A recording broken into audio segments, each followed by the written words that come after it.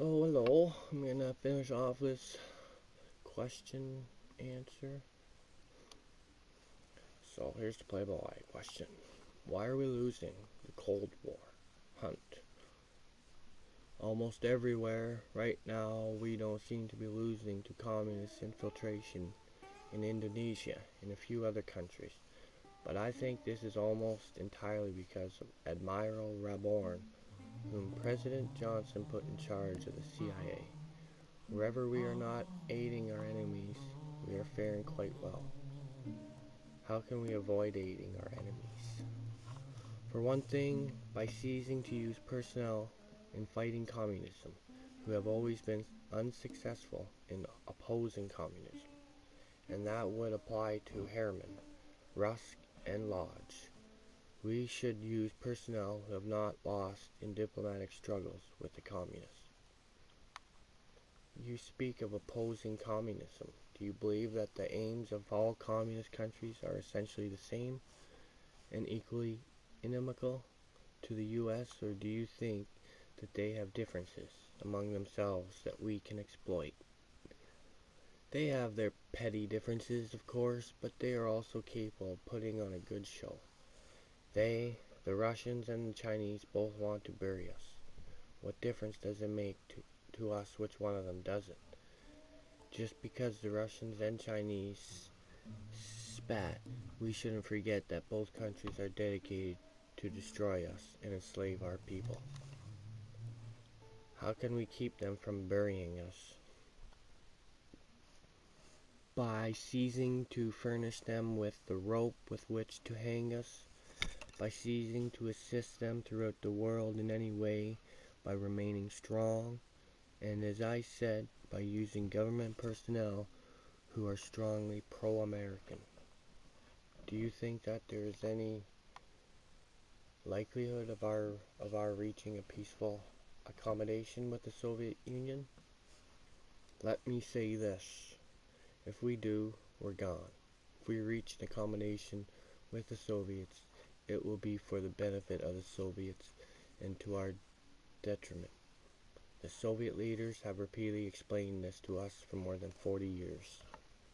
Do you see any validity in the prediction of some ideologists that our political systems could converge with the Soviet Union's becoming more capitalistic and ours becoming more socialistic until we develop what some have called areas of mutual self-interest? If we get to that point, I think that the freedoms we'll still enjoy today will have become a thing of the past. If we and the Soviets start having overlapping interests, one thing they certainly won't be interested in is seeing that we remain free. As far as I'm concerned, this so-called peaceful coexistence means that we are peaceful while they try to do us in. It's nothing more than surrender on the installment plan. Do you think it's possible that the Soviet Union and the United States might one day find it mutually beneficial to join in a military alliance against Red China? That might be a possibility. 12 years ago, I began to fear the Chinese communists more than the Soviet communists, because I think that their appeal is more effective in some areas of the non-communist world. I don't rule out the possibility of our joining with Russia against China, but if it ever comes to that, I think we will be destroyed in the process by Russia, if she can, or by China, if she can. What do you think are the prospects of nuclear disarmament? Very poor, fortunately. I think it would be fatal for us. If we don't have superior arms, why, the superior numbers that are against us will destroy us. Disarmament could work only if all men were saints, and they're not. Especially the communist Khrushchev once said that the last obstacle to a communist world was the military might of the United States, and I see no reason to remove that obstacle. Your opposition to disarmament, your advocacy of preemptive nuclear attack on Russia and Red China, and most of the other views you've expressed here are echoed regularly on your Lifeline radio series. The New Republic once wrote in an editorial that Lifeline broadcasts the kind of program that the brooding Oswalds of the left or right wing listen to and sometimes act on. Does Lifeline incite to violence? Lifeline can best be judged by its listeners rather than by what I say about it. Oswald was a Marxist, and Lifeline could not incite a Marxist to violence, as they are dedicated to their own cause, which is to destroy liberty. It is likely that President Kennedy's disapproval of communism, including his speech in Miami 3 days before his assassination, encouraging Cubans to regain their homeland, cost him his life. Are you simply implying that the assassination was a left-wing conspiracy? I'm not trying to imply anything, and I really don't know the answer to that question. By the way, you might be interested to know that the UPI quoted Senator Maureen Neuberger a few minutes after the assassination to the effect that if anyone is responsible for the assassination, it is H.L. Hunt of Dallas, Texas. Well, soon after that, my house began receiving a few friendly calls of warning and many threatening calls to the effect that I would be shot next, and also to tell Miss Hunt she would be shot. My office force would not consent to either of us going home to get our clothing. We were sent out of town, and neither the police department nor the FBI would consent to us returning to Dallas until a few days before Christmas. The German magazine Der Stern claims that you financed the famous full-page anti-Kennedy advertisement that appeared in the Dallas Morning News the day of the assassination. Did you? No. Did you know that book, Oswald, Assassin or Fall Guy, and several other books and articles implied that the assassination of President Kennedy was a right-wing conspiracy in which you were involved? I have heard that. As I said earlier, the assassination of President John F. Kennedy was the greatest blow ever suffered by the cause of liberty. I know of no one who was critical of communism who would have wanted President Kennedy assassinated. In Oswald, Assassin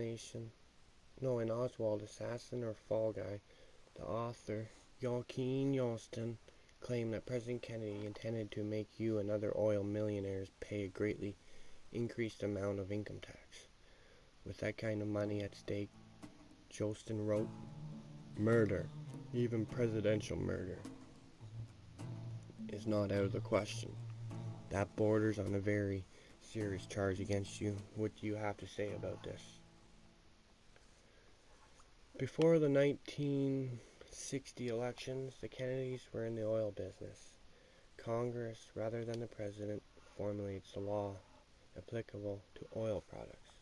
I was never apprehensive about President Kennedy's attitude. I had never heard of Oswald. After the assassination, I heard that the Justice Department had caused previous charges against Oswald to be dropped, which made it possible for him to be available to shoot anyone he might decide to shoot, according to the Warren Commission. There was no previous charges against Oswald. Are you saying that the FBI, as part of the Justice Department, was negligent in failing to inform the Secret Service of Oswald's presence in Dallas just before the assassination? No, I do not think that the FBI was negligent. I can't say that. No, I don't think the FBI was negligent. The Warren Commission felt it was. What did you think of its report? The Warren Commission followed a demand by the worker 3 days previous to the appointment of the commission that such a commission be established and headed by Earl Warren. Are you implying that the Warren Commission was communist-inspired, or that there should have been no investigation? The worker in a front-page statement made a demand that the president appoint a commission there would have been an investigation in any case, but it's interesting that this formation followed a man in the worker. The Senate Judiciary Committee, as is customary in highly important occurrences, was setting up a subcommittee to investigate the assassination. This was stopped by the naming of the Warren Commission. The subcommittee would not have tried to protect anyone, including friends of the worker. Are you implying that the Warren Commission did protect anyone, including friends of the worker? The report as released speaks for itself. The worker reported Warren said some disclosures regarding the assassination may not be released in your lifetime. His first Supreme Court decisions where communism was involved, 62 for 3 against. The communist attorney's arguments are on record. Attorney Melvin Belly said that he was offered $100,000 not to defend Jack Ruby, and some have speculated that the offer came from you. Did it? I have never had any contact with Melvin Belly, except that he caused me to be subpoenaed to testify before him, but later caused the subpoena to be canceled. Why did he subpoena you, and why did he cancel it? I do not know why Belly subpoenaed me or canceled the subpoena. Belly also said I was absolutely awed by the speed and ruthless efficiency in which Dallas multimillionaires retaliated against me for my uncharitable remarks to the press about their fair city. Did you participate in any such reprisals? I knew nothing of Attorney Belly and paid no attention to his quarrel with his client, the court, or the city. Nearly all the rumors I have heard regarding me are untrue, and this one is no exception. Some of these malicious stories are started and circulated by persons unknown, or persons who don't like or disapprove of me personally, and some are spread by persons who don't like anti-communists. Some foundations pay good writers for writing stories discrediting active anti-communists like me. What foundations? Anti-communists know them, and the general public will eventually learn. I'd rather not get specific. Why not? I often refrain from disclosing the whole truth because most people, including most of the people who will read this interview, are not ready to receive certain facts. I have no inclination to stuff my opinions and information down anyone's throat.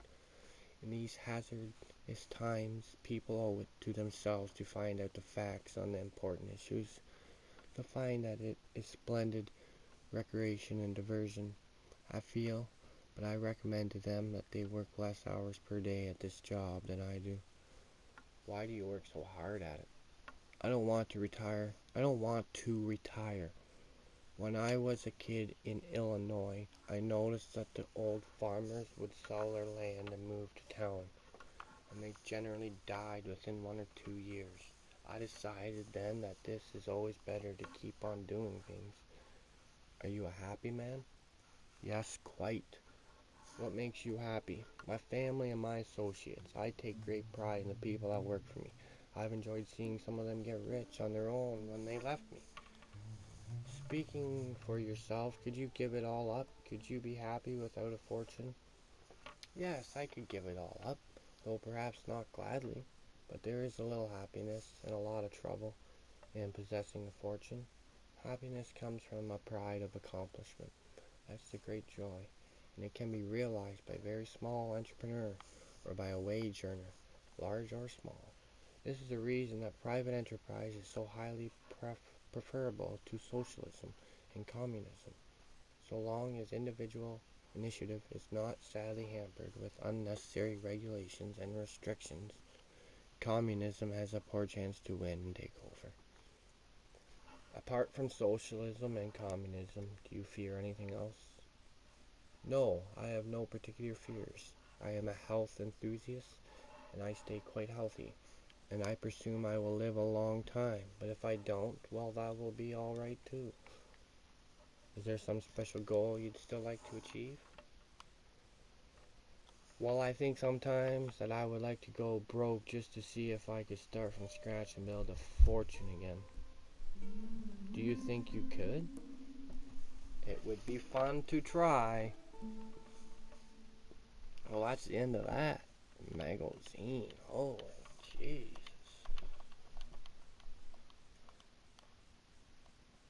Just an interview. See ya.